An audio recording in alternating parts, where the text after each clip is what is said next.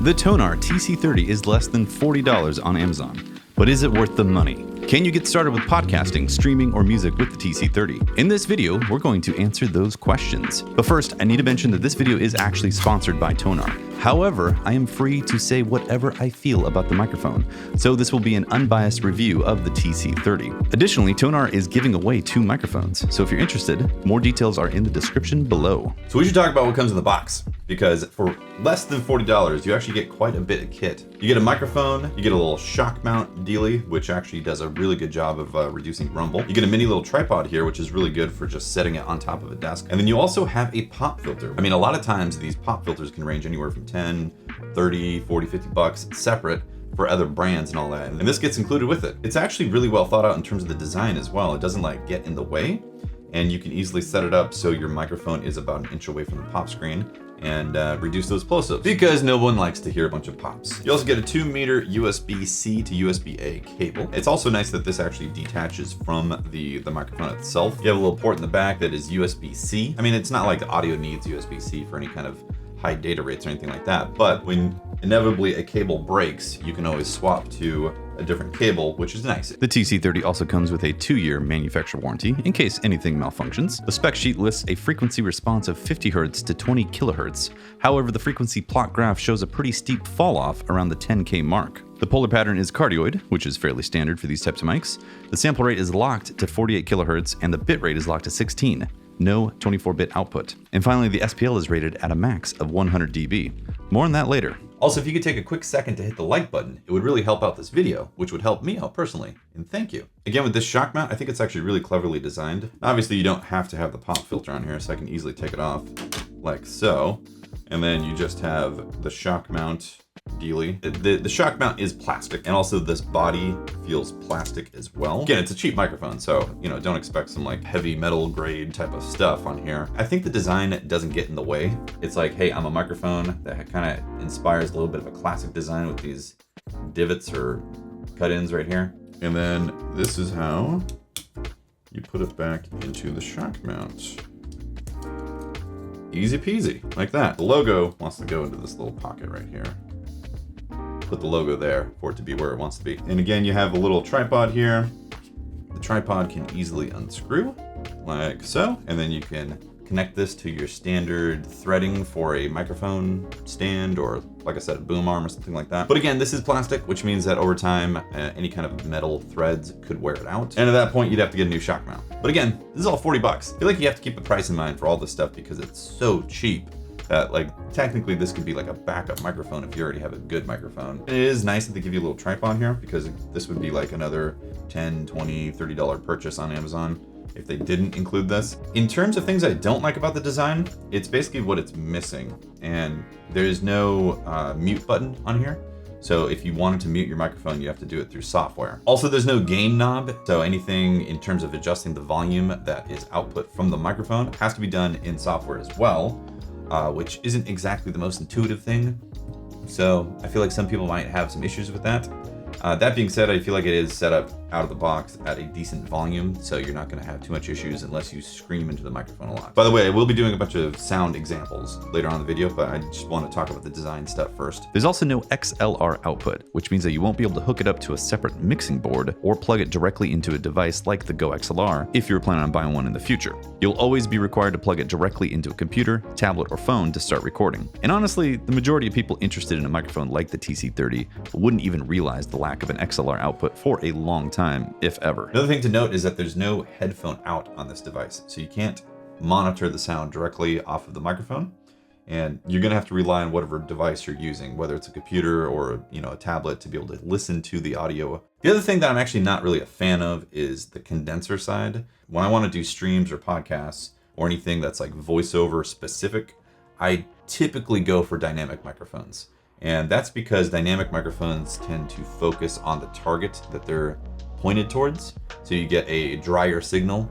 Condensers, on the other hand, pick up everything.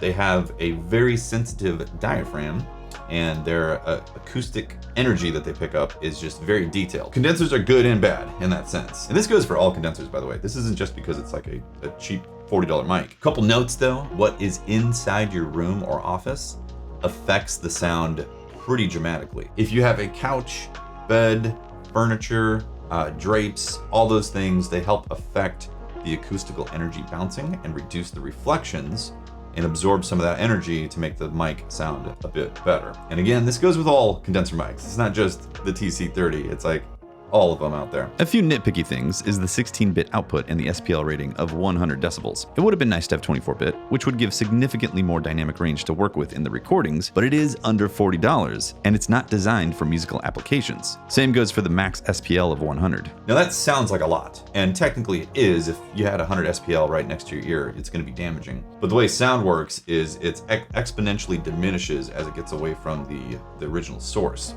So if you're talking like this to the mic, the SPL is significantly reduced versus being this close, less than 6 inches or so, or about 6 inches away from the microphone. The reason why I bring this up is that if you are the type of person that gets very loud and screams into a microphone, you could reach that 100 SPL sound limit. TONOR specifically states that this is for podcasting, streaming, voiceover work. It's not rated for musical instruments. So if you throw this in front of a drum kit, it's definitely going to distort just because of the SPL limit on there. And that is actually one of the characteristics of a cheap condenser microphone. It's usually the SPL is significantly lower than an expensive one.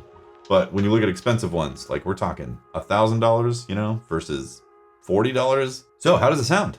Let's do some tests. All right, so we are currently listening to the TONOR TC30, and it is about a half a foot or so, maybe a foot away from my face. It's actually pretty normal distance. It's got the pop filter on, so I can check any plosives, you know, if I have any loud puffs of air. I mean, that's pretty aggressive. I wouldn't actually do that during a podcast or anything like that, but just kind of gives you an idea of what type of sound might happen. Also, it's on the desk, so I can actually see what happens when I do a little rumble check here. You know, I'm sure I can hear the desk doing that, but I don't know if it's going to properly, you know, take out the rumbles from the shock mount. Now I'm talking up close to the microphone. I am about 3 inches or so away from the grill, pretty close to being right up against the pop filter, and you can hear the quality of the close miking of the mic. And now the mic is about 2 feet away. So this would be like if you wanted to have just the mic off to the side of the desk or so, like if you had a conference call and you wanted to have a good mic along with your tablet or something like that to talk to people on a video, like a Zoom meeting or something. Also, throughout these, I've been speaking at a pretty normal speaking conversation, roughly. Maybe a little bit more pronounced because I'm making a YouTube video, but kind of gives you the idea that if you're enunciating and speaking, like this is the type of sound that you're going to get from the TC30. Now I've removed the pop filter and we're going to do a plosive test directly into it without the pop filter. So this is normal speaking into the microphone. I'm not doing any specific plosives. And now I'm going to start plucking and plosifying powder keg, basically blowing into the mic. Wind noise. Peter picked a bunch of pickles. I feel really awkward doing this. Now I'm going to record some acoustic guitar with the TONOR TC30. This is not specifically a music microphone, but I figure, why not? Let's try it out real quick and play some guitar with it. This is a nylon string acoustic guitar, so it's not very loud, so the SPL issue will not exist with it.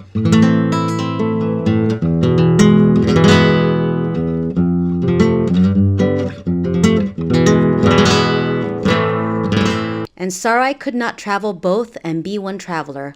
Long I stood and locked down one as far as I could, to where it bent in the undergrowth. 2 roads diverged in a wood, and I took the one less traveled by. Now I am talking into a Shure SM7B. This is a pretty standard professional microphone for broadcasting. It's also $400, and on top of that, it is connected to a cloud lifter, which is an additional $150, which is also then plugged into a UR22 Mark II from Steinberg audio interface that's connected to the iPad. This audio interface is as well about $150, $170. So all told, for this setup, close to $800 with cables and tax and all that. And if you throw in this boom arm, then it's like another $100 on top of that. And now for a different perspective on a condenser mic. This is a AKG 414 XLS. This is a $1,000 microphone. And once again, it's hooked up into a UR22 Mark II. So you got a $160 audio interface because it needs a preamp in there. Ideally, you'd hook this up to a better preamp as well, like an R&D 511. That's about $500 right there. But this kind of gives you an idea of what a voiceover talking directly into an expensive condenser mic is. And this isn't really like expensive in the pro audio world. This is kind of mid-grade.